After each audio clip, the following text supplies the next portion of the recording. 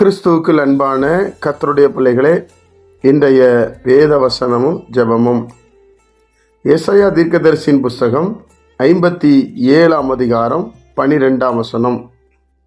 உன் நீதியையும் உன் கிரியைகளையும் நான் வெளிப்படுத்துவேன், அவைகள் உனக்கு உதவாது. என் அன்பு கர்த்தருடைய பிள்ளைகளே, பல நேரத்தில் நம்ம எல்லாம் நினைக்கிறோம், நம்ம நன்மை செய்திருக்கிறோம், நம்ம பலருக்கு உணவு கொடுத்துருக்கிறோம், உடை கொடுத்துருக்கிறோம், நிறைய ஹெல்ப் பண்ணியிருக்கிறோம், என்னால் நிறைய பேர் வாழ்ந்திருக்கிறாங்க என்று நினைக்கிறோம். தேவனுடைய பிள்ளைகளே, அது தேவைதான். நாம் எளியோர்களை நினைக்க வேண்டும், உதவி செய்ய வேண்டும். கர்த்தர் நம்மளை ஆசீர்வதித்திருக்கும் போது இல்லாத ஜனங்களுக்கு, தேவையுள்ள ஜனங்களுக்கு நாம் கட்டாயம் உதவி செய்ய வேண்டும். அது வேதம் வலியுறுத்துகிறது. ஆண்டவராய் இயேசு கிறிஸ்து அதை சொல்லுகிறார். ஆனால் அதனால நான் பரலோகராஜ்யம் போவேனா? அது மாத்திரம் இருந்தால் எனக்கு சமாதானம் கிடைக்குமா? அது மாத்திரம் இருந்தால் எனக்கு நிம்மதி கிடைக்குமா? கட்டாயம் இல்லை. நீங்கள் இயேசு கிறிஸ்துவை அறிந்து கொள்ள வேண்டும். 13 வசனத்தில் நீங்கள் வாசிச்சிங்கன்னா, என்னை நம்பி இருக்கிறவனோ அப்படி சொல்கிறார். என்னை நம்பி இருக்கிறவனோ அப்படின்னா கர்த்தரை நம்பி இருக்கிறவனோ.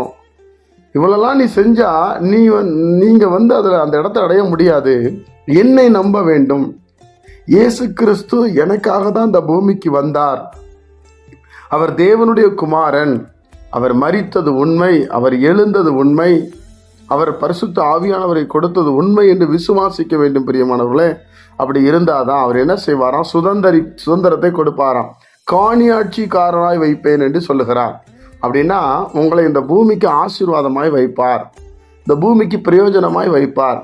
அப்போ நாம் நம்பிக்கை வைக்க வேண்டிய ஒரு இடம் யார் என்றால் ஆண்டவராகிய இயேசு கிறிஸ்து. என் நீதினால, என் நியாயத்தினால நான் நல்லவன், நான் கரெக்டாக இருப்பேன், நான் பொய் சொல்ல மாட்டேன். தேவனுடைய பிள்ளைகளை, நீங்கள் தேவனுடைய ராஜ்யத்திற்கு பக்கத்தில் உள்ளவங்க தான். இந்த ராஜ்யத்துக்கு போக வேண்டும் என்றால் இயேசு கிறிஸ்துவை அறிந்திருக்க வேண்டும், ஞானஸ்நானம் எடுத்திருக்க வேண்டும், பரிசுத்த ஆவியிலே நிறைந்திருக்க வேண்டும். என் பிதாவின் வீட்டில் அநேக வாசஸ்தலங்கள் உண்டு என்று சொல்லுகிறார். இந்த சத்தியத்தை நீங்கள் அறிந்து கொள்ள வேண்டும். உங்கள் செயல்பாடோ உங்கள் நியாயமோ தேவனிடத்தில் கொண்டு போகாது. தேவனை அறிந்தால் மாத்திரமே. நீங்கள் அதுக்காக அந்த தூரமானவர்கள் அல்ல, பக்கத்தில் இருக்கிறவங்க தான். நீங்கள் உடனே இயேசுவை ஏற்றுக்கொண்டால் உங்கள் மனசில் சமாதானமும் சந்தோஷமும் வந்துடும். ஜெபிப்போமா? பரிசுத்த பிதாவே, உடைய குமாரன் இயேசு கிறிஸ்துவின் நாமத்தில் வருகிறோம். இந்த நாளை நீர் எங்களுக்கு ஆசீர்வதித்து தாரும். கேட்கிற ஒவ்வொரு பிள்ளைகளும் ரட்சிக்கப்பட்டு அந்த தேவ ராஜ்யத்தை சுதந்திரித்து கொள்ளட்டும். அப்பா, ஆண்டுடைய மகிமையின் பிரசன்னம் ஊற்றப்படட்டும். தேவனுடைய ராஜ்யத்தை யார் விரும்புகிறாங்களோ அவங்களுக்கு கொடுக்கிற தேவன். நாங்கள் இந்த பூமியிலே வாழ்வது கொஞ்ச காலம்தான் சுவாமி.